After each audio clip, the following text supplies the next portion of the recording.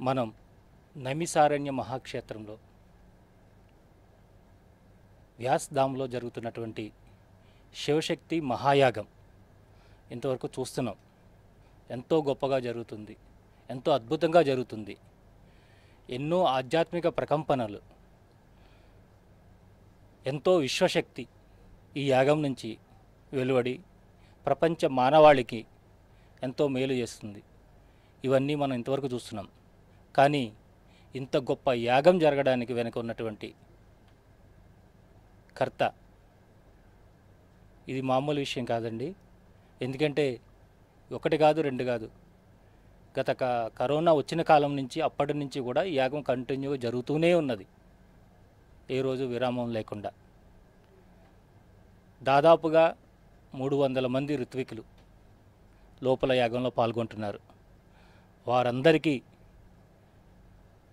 అన్ని రకాల సదుపాయాలతో, భోజన సదుపాయాలతో పాటు ప్రతి నెలా కూడా దక్షిణగా వారికి పెద్ద మొత్తంలో ఇస్తూ ఈ యాగాన్ని దిగ్విజయంగా నడిపిస్తున్నటువంటి మహోన్నత వ్యక్తి, ఆధ్యాత్మిక ధీరుడు విశాల్ సుఖానీజీ గారు మనతో పాటు ఉన్నారు.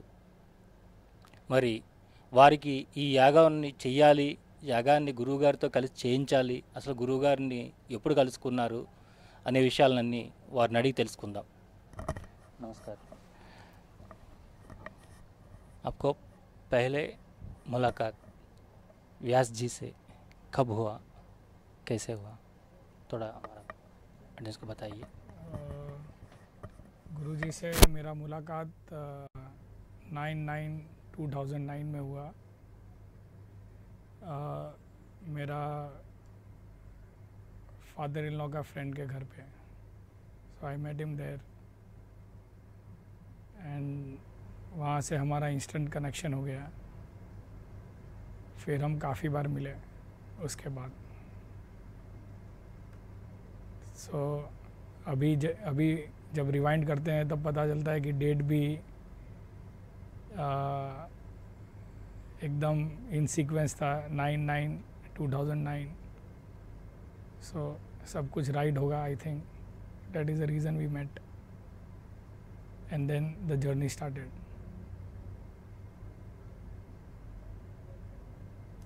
आपने इसके पहले किसी गुरु से मिला होगा शायद, या जो ऐसा क्या आपको खींचा गुरु के पास? मैं काफ़ी मास्टर्स को मिला, अभी भी मिलता हूँ और सबके साथ सत्संग करता हूँ. पर यहाँ पे गुरुजी के साथ मेरा रिलेशनशिप ऐसा है कि मैं सब कुछ अपने मन की बात, जो भी अंदर है, जो भी मेरे प्रॉब्लम्स है, आम आदमी सोचता है कि खाली फाइनेंशियल प्रॉब्लम होता है, पर अपने विचारों में भी बहुत प्रदूषण होता है. और काफ़ी चीज़ें हैं, कई बार मुझे उनको बताने की भी ज़रूरत नहीं पड़ती, उनको पता होता है कि मेरे मन में क्या चल रहा है. और जब मैं मेरी प्रॉब्लम्स उनके आगे रखता हूँ तो वो एक छोटे बच्चे की तरह हंसते हैं, लेकिन थोड़े समय के बाद मुझे पता चलता है कि वो मेरी प्रॉब्लम सॉल्व हो गई है, या जो मेरे मन में चल रहा होता है, मेरे मन के विकार होते हैं, वो धीरे धीरे करके अंदर से साफ होते गए लास्ट 13 सालों में. तो धीरे धीरे ऐसा नहीं है कि ओवरनाइट रिलेशनशिप इतना स्ट्रांग हुआ, पर लास्ट 5-7 सालों में उनके साथ रिलेशनशिप बहुत स्ट्रांग हुआ. और वो भी मुझे खुल के पूछते हैं कि भाई तुम्हारा क्या प्रॉब्लम है, क्या तुम्हारे मन में चल रहा है. तो जब मैं ओपनली उनके साथ शेयर करता हूँ तो जैसे गुरु को होना चाहिए, जैसे एक पिता को होना चाहिए, तो उन्होंने हमेशा मेरा ध्यान रखा और हमेशा मुझे सत्मार्ग पे लेके गए. ऐसा नहीं बोल सकता हूँ कि दूसरे गुरुओं के साथ शायद मेरा इतना इंटरेक्शन नहीं था, या एक जो कंफर्ट लेवल है। अब यहाँ जब मैं गुरु के पास आता हूँ, मुझे एक बाबा जी मिले थे कच्छ में, तो उनको मैंने पूछा कि सदगुरु की क्या परिभाषा है। तो उन्होंने बोला कि जिसके पास आप बैठो और बैठते ही आपकी समाधि लग जाए, ऐसे उनमें से ऊर्जा बहे कि बिना प्रयास किए आपका ध्यान लग जाए, आपकी समाधि लग जाए, वही सदगुरु है। तो गुरु जी के पास बैठ के बिना प्रयास किए ध्यान लग जाता है, आप शून्य में चले जाते हैं। और मतलब मेरे लिए तो काफ़ी मतलब उन्होंने कई तरीके से मेरा पूरा जीवन संवारा है और प्रगति कर रहा हूँ। इंग्लिश में कंफर्ट है तो इंग्लिश में भी बोल सकते हैं। हाँ यार, ओके ठीक है। हाँ, क्योंकि हिंदी थोड़ा ऐसे है तो नहीं, हिंदी भी परफेक्ट है, इसीलिए इंग्लिश हिंदी दोनों परफेक्ट है। इसलिए थोड़ा बीच बीच में ऐसा बोले। हाँ हाँ, आम आदमी को भी ओके। ऐसा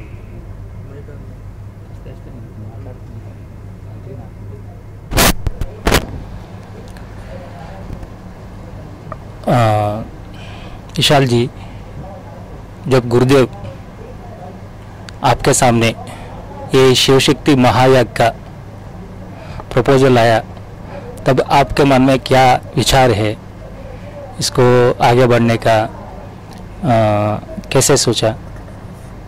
उल्टा हुआ, मेरे मन में ये विचार आया 2015 से हमने ये यज्ञ शुरू किया, श्री शिव शक्ति महायज्ञ। तब 2016, 2017, 2018 में हमने 3 यज्ञ किए, 12-12 दिन के हमने यज्ञ किए। फिर जब 3 पूरा हो गया तो मुझे लगा कि 3 करने थे माता के और पूरे हो गए। फिर 2019 में जब गुरुदेव ने यहाँ पे भागवत पारायण किया नेमिशरण में 2019 नवंबर में, तो उसमें भी मैं यजमान था। तो जिस दिन से पारायण शुरू हुआ, वो दिन से मेरे मन में ये भाव उत्पन्न हुए कि हमको 12.5 करोड़ जप करने हैं और फिर यज्ञ करना है, चौथा यज्ञ। तो पहले तो मैंने सोचा कि ठीक है, ऐसे ही मन में भाव आ रहा है। फिर वो भाव प्रतिपल अंदर चलता रहा और बड़ा होता गया। फिर मैंने गुरुजी से बात की, मैंने बोला ये मन में भाव आ रहा है, ये प्रेरणा आ रही है, ये बाबा बोल रहे हैं कि ये करना है। तो गुरुजी मौन रहे। फिर अगले दिन वापस मैंने ये बात उठाई, मैंने बोला ये करना ही पड़ेगा, ऑप्शन नहीं है अपने पास। फिर भी वो मौन रहे।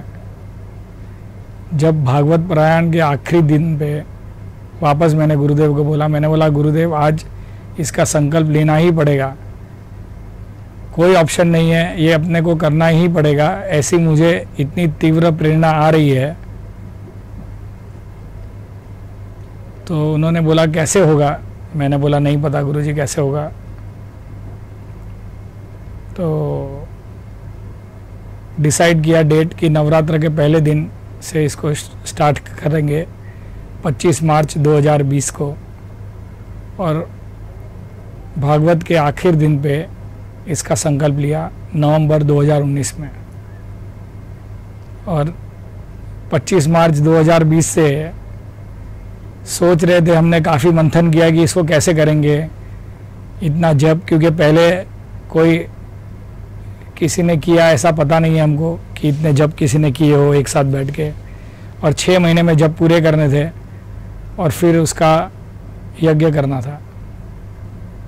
तो 25 मार्च 2020 से लॉकडाउन आ गया, हमारी समस्या का समाधान हो गया और हमने वो लॉकडाउन का पूरा फ़ायदा उठाया और वहाँ से हमने जप शुरू किया और 6 महीने में जप को पूरा किया। और फिर अक्टूबर 2020 में उसका यज्ञ किया। लेकिन इस दरमियान मैं तब 4 महीने यहीं रहा आश्रम में, जब के दौरान फिर प्रेरणा आई कि ये ख़त्म नहीं होना चाहिए, अनवरत चलना चाहिए। तो फिर मैंने गुरुजी से डिस्कस किया कि ऐसी प्रेरणा आ रही है। फिर गुरुजी ने उसको कुछ नहीं बताया, खाली मौन रहे। फिर जब यज्ञ पूरा हो रहा था अक्टूबर में 2020, तब आखिर दिन में फिर हमने संकल्प लिया कि फिर 6 महीने का हम वैसे ही 12.5 करोड़ जप करेंगे और यज्ञ करेंगे। ऐसे दूसरी बार हुआ, फिर तीसरी बार हुआ। फिर तीसरी बार जब हुआ तो सोच रहे थे कि अब क्या करेंगे, 3 हो गए, वापस 3 हो गए, 3 और 3 6 हो गए।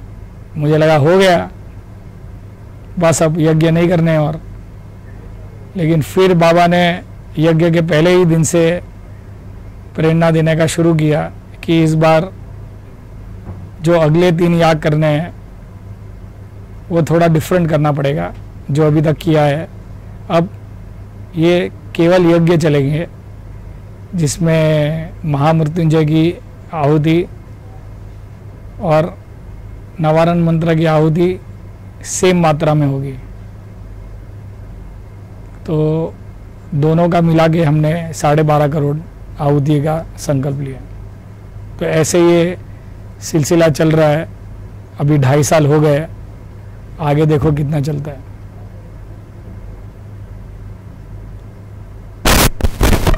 तो मेरे को यही बोलना है कि ये आदमी के बस की बात नहीं है कि कोई सोचे और कर ले, ये उसकी कृपा होती है। रमन्ना महर्षि का कोट में ये बार बार बोलता हूँ, और पहले जब मैं ये पढ़ता था तो मुझे लगता था कि क्या है यज्ञ, आप पैसे खर्च करो और हो सकता है, ऐसा मुझे लगता था 2020 के पहले तक। लेकिन 2020 में जब मैं 4 महीना यहाँ रखा तब वो रमन्ना महर्षि का जो कोट है वो मेरे समझ में आया कि you can only take his name if you have his grace. तो तब मुझे रियल ग्रेस का अनुभूति हुआ कि कितना ग्रेस होगा कि इतने मंत्र उच्चारण हो रहे हैं, इसमें मेरा कोई रोल नहीं है, मैं सिर्फ एक मीडियम हूँ। And Guruji and the divine, they are using this body as a medium to accomplish whatever mission which I don't know.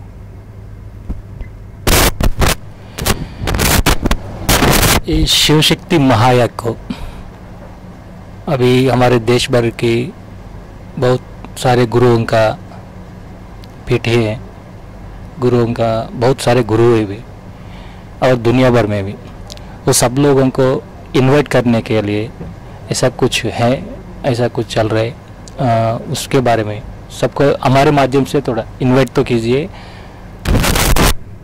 मेरी सबसे नम्र निवेदन है कि आप इस याग में ज़रूर पधारें। यहाँ पे साक्षात देवमंडल विराजमान है। जितनी कैलाश में ऊर्जा है उतनी ऊर्जा अभी यहाँ विद्यमान है। तो जितने भी श्रद्धालु हैं, जितने भी जागृत संत समाज है, उन सबको मैं नम्र निवेदन करता हूँ कि आप यहाँ ज़रूर पधारें और यहाँ जो बरस रहा है उसका आनंद लें।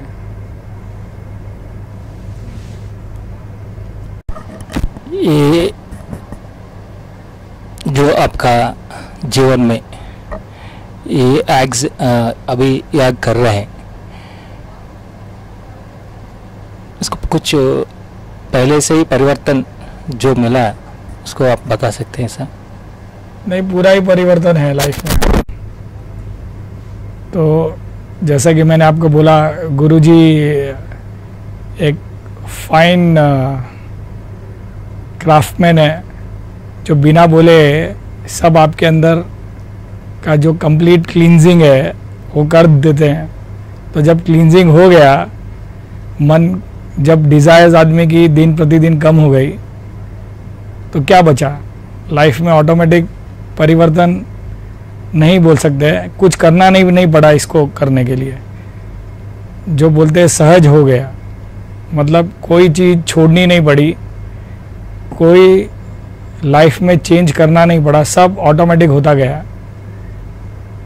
तो 2008 के पहले तक मेरी बहुत फ्लैम्बॉयंट लाइफस्टाइल थी और अभी टोटल चेंज हो गई है। और अब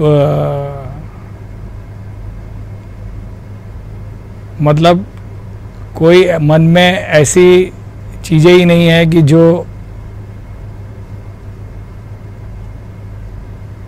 वेद कहता हो या जो जितने भी मास्टर्स ने बोला है कि ये आदमी को नहीं करना चाहिए, तो वो ऑटोमेटिक हो रहा है कि कुछ नहीं हो रहा है। और एक अंदर भीतर एक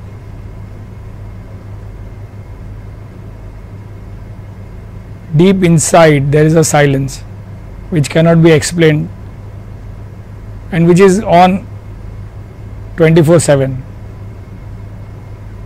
So वो पीस ही अंदर इतना स्ट्रांग है, उसको आप कुछ भी नाम दे दो, कि बाहर की कोई भी वस्तु है वो उसके सामने बहुत छोटी है। तो लोग पूछते हैं कि तुमको ये करके क्या मिल रहा है, कि क्या मिला तुमको? तो यही मिला है कि ये जो अंदर जो नाच चल रहा है यही प्रसाद स्वरूप है, ये जो परम अनुभूति है यही प्रसाद स्वरूप है, जो 24 घंटे मिल रही है। ऐसा नहीं है कि अभी मिला और अभी गया, ऐसा भी नहीं है कि लाइफ में प्रॉब्लम्स अभी नहीं आ रही है, ऐसा भी नहीं है कि घर वाली के साथ झगड़े नहीं हो रहे, बच्चों के साथ कुछ नहीं हो रहा है। सब कुछ जैसा लाइफ में पहले होता था वैसा ही हो रहा है, लेकिन अंदर कुछ नहीं हो रहा है। जो भी हो रहा है बाहर हो रहा है, अंदर परम आनंद चल रहा है। एक साइलेंस है जो कांस्टेंट रिचार्ज करता रहता है आपको। और काम भी बहुत कर रहा हूँ, जो पहले जितना कर रहा था उससे आई थिंक अभी 10 गुना ज़्यादा काम कर रहा हूँ, क्योंकि आगे और भी प्रेरणा है कि अलग अलग टाइप के याग करने हैं। लेकिन कोई भी चीज़ के प्रति मोह नहीं है अंदर, कोई भी चीज़ के प्रति डिज़ायर नहीं है, कोई ग्रीड नहीं है, एक परम आनंद की अनुभूति है। और मज़ा आ रहा है कि सब चल रहा है, लेकिन फिर भी मैं अंदर से एकदम स्टिल हूँ। तो पूरे कंप्लीट मास्टर बन गए आप?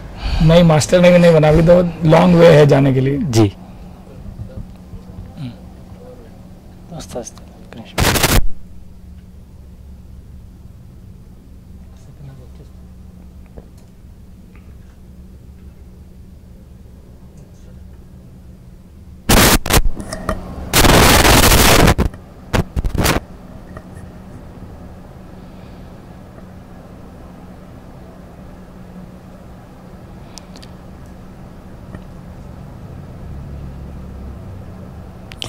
सुखानी जी, आपने ये भौतिक जीवन और ये आध्यात्मिक जीवन को कैसे बैलेंस कर रहे हैं? मुझे भी पता नहीं, पर ये अपने आप हो रहा है। जैसे मैंने पहले भी बताया कि ये कोई कर नहीं सकता है, ये उसकी कृपा होगी। जब ग्रेस होगा तो ये ऑटोमेटिक होता है। मतलब मैंने कुछ, अगर मैं बोलूँ कि मैंने कोई बैलेंस किया है या मैं ये कर रहा हूँ, तो ये सबसे बड़ा झूठ है, क्योंकि मैं कुछ भी नहीं कर रहा हूँ। सब कुछ ऑटोमेटिक हो रहा है, सब काम भी ऑटोमेटिक हो रहे हैं, ये यज्ञ भी ऑटोमेटिक हो रहा है, सब कुछ ऑटो मोड में चल रहा है। तो ये ऑटोमेटिक बैलेंसिंग हो जाता है। कभी परमात्मा मौका देता है तो काफ़ी दिन बिता लेता हूँ यहाँ पे, कभी ऐसा होता है कि महीने में 2-3 दिन ही आ पाता हूँ। लेकिन कैसे बैलेंस हो रहा है मुझे नहीं पता, I have no answer. It is happening automatically. Everything is on auto mode. ये मुझे दिख रहा है कि यज्ञ भी ऑटो मोड पे चल रहा है, मेरा ऑफिस भी ऑटो मोड पे चल रहा है, घर भी ऑटो मोड पे चल रहा है। और जो चीज़ आपके काम की नहीं है वो ऑटोमेटिक आपकी लाइफ में से चली जाती है, जो लोग आपके काम के नहीं है वो ऑटोमेटिक आपकी लाइफ में से चले जाते हैं। तो ऐसे बैलेंसिंग हो गया, करना कुछ भी नहीं पड़ा। यही गुरु की कृपा है, यही भोले बाबा की कृपा है और यही यज्ञ का फल है कि सब ऑटोमेटिक हो रहा है। आपको कभी ऐसा मौका आया, अभी थोड़ा कष्ट हो रहे ये चलाने के लिए, कुछ और इंतज़ाम करना पड़ेगा? टोटल टाइम प्रेशर होता है कि कैसे कैसे होगा, क्योंकि पूरा जो आयोजन है मेरी कैपेबिलिटी से बहुत ज़्यादा है। लेकिन जैसा मैंने आपको बोला कि सब ऑटो मोड पे हो रहा है, तो कभी प्रेशर होता है कि अभी आगे कैसे करेंगे, क्योंकि आगे के गोल बहुत है। बट फिर वो एक स्टोरी है the horse and the boy की, जहाँ पे बॉय बोलता है कि मुझे बहुत आगे का नहीं दिख रहा है, तो हॉर्स बोलता है कि अगले 2 कदम दिख रहे हैं, तो बोला हाँ दिख रहे हैं। बोलता है चलो उतना देखो, पहले 2-2 कदम करके चलो। तो ऐसे 2-2 कदम करके अभी तक की जर्नी हो गई है, आगे भी हो जाएगी। और बाबा बोलते हैं कि तेरे को टेंशन लेने की कोई ज़रूरत नहीं है, मैं बैठा हूँ। तो कभी प्रेशर होता है क्योंकि मनुष्य का जीवन है, तो मनुष्य को लगता है कि भाई आगे का उसको क्लैरिटी नहीं है कि अभी आगे क्या होगा। लेकिन फिर सब अपने आप हो रहा है अभी तक। फ़िलहाल आज 12 साल हो गए, सब कुछ ऑटोमेटिक हो रहा है, आगे भी होगा। जब 12 साल अगर उसने कराया है तो आगे भी कराएगा।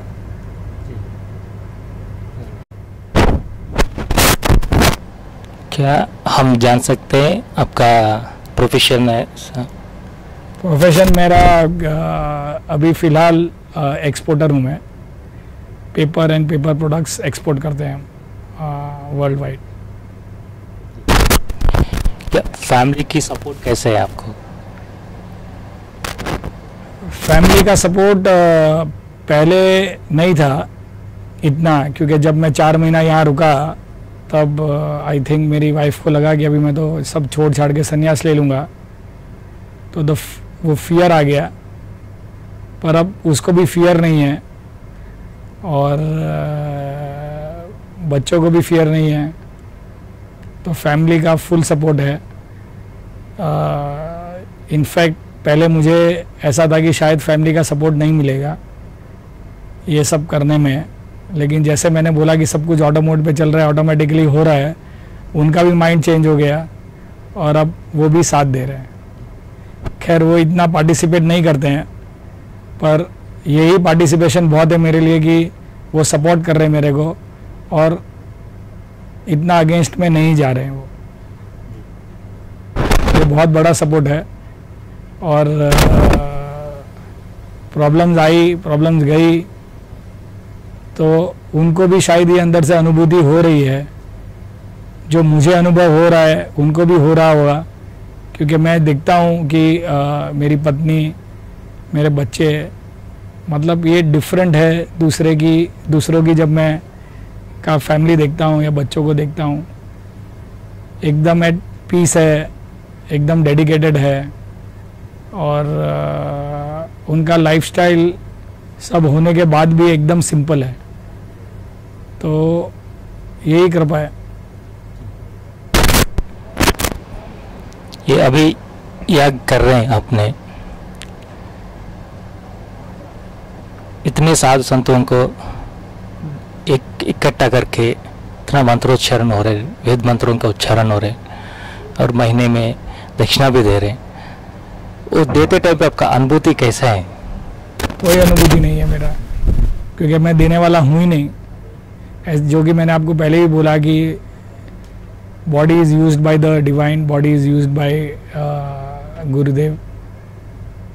तो मेरे को कोई अनुभूति नहीं हो रहा है, मतलब ना मेरे को इसका कोई क्रेडिट है कि ये मैंने किया, या मेरे को कोई इसका रिग्रेट है कि ये मैंने क्यों किया। मैं एकदम न्यूट्रल हूँ, कोई अनुभूति नहीं है। For me it is only कि ये जो मुझे काम बताया है परमात्मा ने वो मैं कर रहा हूँ, तो कोई अनुभूति नहीं है। जैसे नॉर्मली आप करते हो वैसे हो रहा है। आपने कभी ऐसा शक्ति को साक्षात करा जो ये विश्व को चला रहा है, कभी आपको महसूस हुआ? बिना महसूस हुए ये ऐसे यज्ञ कैसे होते हैं? पॉसिबल है नहीं। तो since 2008 I feel very connected with Bhole Baba, with Shiva. और फिर बाबा ने गुरुदेव को लाइफ में एंट्री करवाया होगा 2009 में। So yeah, so the divine, I can for me the divine guidance has always been there. So I can call it divine, I can call it God, I can call it Shiva. You can call it by any name, or I can call it my own self. But yeah, it is always there. मतलब it has been the driving factor जिसके लिए मैं यहाँ तक पहुँचा हूँ, और properly guide कर रहे हैं हर चीज़ के लिए। तो बिना शक्ति के शिव शक्ति याग कैसे होता है? नहीं पॉसिबल है, क्योंकि हर टाइप की शक्ति चाहिए आपको, तब जाके ये होगा। जब कोरोना में ये शुरू करा, कुछ ऐसा प्रॉब्लम्स फेस करा? कोई प्रॉब्लम नहीं हुआ, कुछ भी प्रॉब्लम नहीं हुआ। मुझे लग रहा था कि प्रॉब्लम होगा शायद पुलिस से, या यहाँ का जो प्रशासन है, जो लोकल गवर्नमेंट बॉडी है, वो स्टॉप कराएंगे या नहीं होने देंगे, पर कुछ भी नहीं हुआ। मतलब जब कुछ भी नहीं हुआ is the moment when I realised that it is by his grace only it is happening. We are not doing it क्योंकि ये यज्ञ होना था, शायद उसके लिए पूरा लॉकडाउन कराया ताकि हमारे लिए इजी हो जाए। जो उनके बच्चे हैं उनके लिए इजी हो जाए कि ये कार्यक्रम कैसे करेंगे। जो हम सोच के परेशान हो रहे थे, हमारी लाइफ को इजी बना दिया। तो कोई प्रॉब्लम नहीं हुआ, आराम से, मतलब खेल खेल में। और यही एक्चुअली जो हिंदू धर्म भी बोलता है कि परमात्मा ने सृष्टि कैसे बनाई। तो हिंदू धर्म कोई कुछ कहता है, कोई कुछ कहता है। हिंदू धर्म ने कहा कि खेल खेल में बनाई है। तो ये खेल खेल में ही 2.5 साल बीत गए। तो खेल खेल में जब ये चल रहा है, इसका मतलब परमात्मा का फुल सपोर्ट है, फुल ग्रेस है। कोई प्रॉब्लम नहीं आया अभी तक, एक भी पल के लिए कोई प्रॉब्लम नहीं आया कि ये हम कैसे करेंगे। आपका जो शक्ति व्यासपीठाधीश ने चला रहे याग को, आपने ये नैमिषारण्य में भी अभी जो कर रहे हैं, ये दूसरे जगह में भी करने का कुछ है आपके मन में? दूसरी जगह पे ये स्केल पे होने का पॉसिबल नहीं है, और जगह का भी बहुत बड़ा प्रभाव होता है, और प्लस गुरु की भी खुद की जो एनर्जी फील्ड है उनका, जो उनका खुद का जो खुद का ऑरा है, वैसा कहीं और मिलना, फ़िलहाल तो मुझे कुछ मिला नहीं है। आगे का मुझे पता नहीं है। अगर आगे मिला कुछ और तो हो सकता है करेंगे और भी किधर। क्लोज नहीं हूँ मैं कोई आइडिया से, लेकिन फ़िलहाल तो मैं काफ़ी एनलाइटन मास्टर्स को मिला मेरी लाइफ में, पर ऐसा कोई कर सके या ऐसा कहीं भी मुझे नहीं लग रहा है कि फ़िलहाल कोई पॉसिबिलिटी है।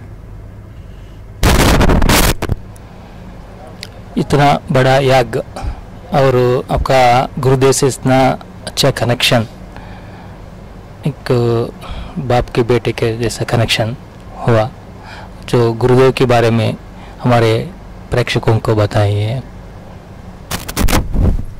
नहीं, गुरुदेव फादर एंड सन भी है, जैसे इंग्लिश में कहावत है फ्रेंड गाइड फिलोसोफर। तो मेरे लिए तो सब कुछ है, मतलब फ्रेंड भी है, गाइड भी है, फिलोसोफर भी है, गुरु भी है। तो और एकदम जैसे मैंने पहले भी बोला कि एक छोटे बच्चे की भांति, तो हर कोई आदमी इजीली कम्युनिकेट कर सकता है उनसे।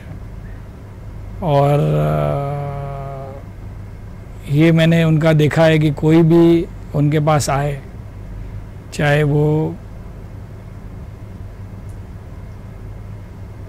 वेल ऑफ हो या वेल ऑफ नहीं हो लाइफ में, मतलब money is not the criteria for him to entertain anyone. मतलब हर आदमी को वो वैसे ही मिलेंगे, उसकी बात वैसे ही सुनेंगे, उनका प्रॉब्लम का सॉल्यूशन वैसे ही करेंगे जो एक आईएएस ऑफिसर के लिए करेंगे या एक जज के लिए करेंगे, वो एक साधारण आदमी के लिए भी करेंगे। तो कोई भेदभाव नहीं है उनमें। तो और कोई भी टाइम हो, अगर कोई आदमी आ गया रात को 12 बजे, तो 12 बजे भी उनको मिलेंगे। मैं काफ़ी बार उनको बोलता हूँ कि गुरुजी एक टाइम होना चाहिए, पर किस आदमी को क्या प्रॉब्लम है और वो ये टाइम पे क्यों आया है। तो गुरुजी बोलते हैं कि अगर वो आया है तो ये मेरी ड्यूटी है कि मैं उसको रास्ता बताऊं, उसको हेल्प करूं, उसके लिए कोई सॉल्यूशन लेके आऊं। सो वो उनका कहना है कि ये उनको रोल ये दिया गया है, परमात्मा ने उनको ये रोल दिया है, तो he is playing his role and he is playing it well. अपने शिव शक्ति महायाग के बारे में और गुरुजी के बारे में जो बताया, ये पहले कभी नहीं सुना, क्योंकि आपने इतने एनलाइटन मास्टर्स को मिला और यहाँ आके एक बगीचे में बच्चे खेलते हैं, ऐसा नदी में तैरते, ऐसा अपने आध्यात्मिक समुंदर नदी बोलते उसको, डूब रहे हैं। हाँ, ऐसा आनंद ले रहे हैं, क्योंकि खेल खेलिए, सब कुछ खेलिए जी। अगर आप इसको खेल की तरह नहीं समझेंगे जी, तो ना इसका मजा ले पाएंगे जी, और ना इसमें डूब पाएंगे। बिकॉज आप कब खेल पाते हैं, बच्चे खेलते हैं तो उनमें ईगो नहीं होता है। इसके लिए बच्चे, हर एक बच्चा ब्यूटीफुल होता है। क्यों ब्यूटीफुल होता है? क्योंकि इनोसेंस है उसमें, अभी तक ईगो ने उसके अंदर प्रवेश नहीं किया, या ईगो बहुत छोटी मात्रा में होता है। तो बच्चे सब कर लेते हैं, कहीं भी चढ़ जाते हैं, कुछ भी कर लेते हैं, किसी को कुछ भी बोल देते हैं फियरलेसली। तो खेल है ये। तो यहाँ भी खेल में, क्योंकि खेल है तो सब कुछ आराम से और मौज में चल रहा है। और अगर इसमें किसी का भी दिमाग थोड़ा भी ट्विस्ट हुआ तो फिर पूरी मज़ा ख़त्म हो जाएगी। जी, ये बातचीत में आखिरी में शिव शक्ति महायाग को पार्टिसिपेट करने के लिए क्या अर्हता है? कैसे क्या? कुछ अर्हता होना उसको उन लोगों के कुछ ऐसा ये लोग पार्टिसिपेट करना, ये लोग नहीं करना, ऐसा कुछ है? नहीं, सबको पार्टिसिपेट करने का है। मतलब मैंने जैसे पहले ही बोला कि यहाँ पे तो जो इसका एनर्जी फील्ड है, अभी मैं कैलाश 2 बार जाके आया हूँ, तो कैलाश पे जो एनर्जी फील्ड है वो एनर्जी फील्ड अभी यहाँ है। तो जो आदमी अपने लाइफ टाइम में कैलाश ना भी जा सके वो यहाँ आने से भी काम हो जाएगा उसका, और यहाँ आके उसको पता चलेगा कि असली मौज क्या है। तो हर कोई आओ, मतलब पूरे वर्ल्ड में जितने प्राणी हैं, जितने पशु पक्षी है, सब लोगों को यहाँ, जब इसमें ये जो महासागर अभी यहाँ है, इस महासागर में आने से उनका भी लाइफ चेंज होगा जैसे मेरा लाइफ चेंज हुआ है। आई एम श्योर, क्योंकि काफ़ी मेरे फ्रेंड्स हैं, काफ़ी मेरे रिलेटिव्स हैं, वो लोग यहाँ आए और आने के बाद उनकी लाइफ में बहुत सारे चेंजेस आए।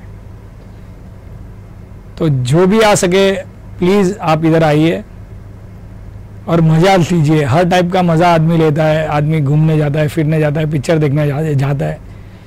एंटरटेनमेंट के हिसाब से ही भले आप यहाँ पे आओ, पर आप यहाँ पे आइए तो आपको अनुभूति होगी कि ट्रुथ क्या है, कि ग्रेस क्या है। और ऐसा नहीं है कि सिर्फ मुझे हो रहा है, यहाँ जो लोग आ रहा है, आप भी आए, आपको भी हो रहा होगा। Am I right? Are you at peace? Total peace? Total peace. Anything in your mind? Nothing. Nothing. तो जब जो आपको एक्सपीरियंस हो रहा है, हर किसी को हो रहा होगा, मतलब आपकी पूरी टीम को हो रहा होगा। एक मज़ा आपको आएगी, और ऐसा नहीं कि यहाँ से जाने के बाद मज़ा ख़त्म हो जाएगी, ये आप मज़ा साथ में लेके जाओगे। ये एक ऐसा वेल्थ है, ऐसी संपत्ति है कि यहाँ से आपकी कैपेबिलिटी पे है कि आप कितना लेके जा सकते हो, और जितना आप यहाँ से लेके जाओगे उतनी आपकी लाइफ ट्रांसफॉर्म होगी। तो सबको मेरा इनवाइट है कि आप प्लीज़ आइए और मौज के लिए आइए। जी ज़रूर। अपने शिव शक्ति महायाग के बारे में जो हमारे ऑडियंस को और बताया हमारे माध्यम से, ये पूरे दुनिया को चले जाएंगे सब, ये देख के यहाँ आके शिव शक्ति महायाग में पार्टिसिपेट करेंगे, ज़रूर करते हैं। और जो सेल्फलेस अपने एक काम कर रहे हैं, ये भगवान की और परमात्मा की जो आशीर्वाद से कर रहे हैं, ये हमेशा रहना, सबको कल्याण रहना। ये जो समय आपने हमको दिया, जो अमूल्य समय आपका, क्योंकि इतना बड़ा काम कर रहे हैं, इतना बड़े यज्ञ संभाल रहे हैं, इतना बड़ा याग संभाल रहे हैं, बहुत अमूल्य टाइम हमको दिया, इसके लिए हम बहुत आभारी हैं। Thank you very much. చూసారు కదండి, నైమిషారణ్యంలో జరుగుతున్నటువంటి శివశక్తి మహాయాగాన్ని గత 2 సంవత్సరాల నుంచి నిర్విరామంగా జరిపిస్తున్నటువంటి విశాల్ సుఖానీ గారు మాటలు మనం ఇంతవరకు విన్నాం. ఆయన ఎంత అంటే ఈ చేసేదంతా నేను కాదు, అంతా పరమాత్మనే చేస్తున్నాడు అంటూ ఎంత డౌన్ టు ఎర్త్. అంటే మనం ఒక చిన్న పని చేసి 10 మందికి డబ్బా కొట్టుకుంటాం, చిన్నవే చేసింది 100 రూపాయలు దానం చేస్తే 1000 మందికి చెప్తాం. అలాంటిది 2 సంవత్సరాల నుంచి నిర్విరామంగా 300 మంది ఋత్వికులను పోషిస్తూ మరెంతో హోమద్రవ్యాలు ఖర్చు చేస్తూ ఇక్కడ వచ్చిన వాళ్ళందరికీ ఎలాంటి లోటు లేకుండా అన్నీ అందిస్తూ చేస్తున్నా కూడా ఇదంతా ఆ భగవంతుడు, ఆ పరమాత్ముడి కృప అని ఎంతో వినమ్రంగా మనకు తెలియజేశారు. మీరంతా కూడా ఈ అద్భుతమైనటువంటి శివశక్తి మహాయాగంలో పాల్గొనండి. విశ్వ కళ్యాణం కోసం జరుగుతుంది ఈ యాగం. విశ్వ కళ్యాణం కోసం జరిగే ఈ యాగంలో విశ్వశక్తి వెలువడుతుంది. కాబట్టి మీరంతా వచ్చి ఈ శక్తిని, ఈ ఆనందాన్ని అనుభవించాలని కోరుకుంటున్నాం. నమస్కారం.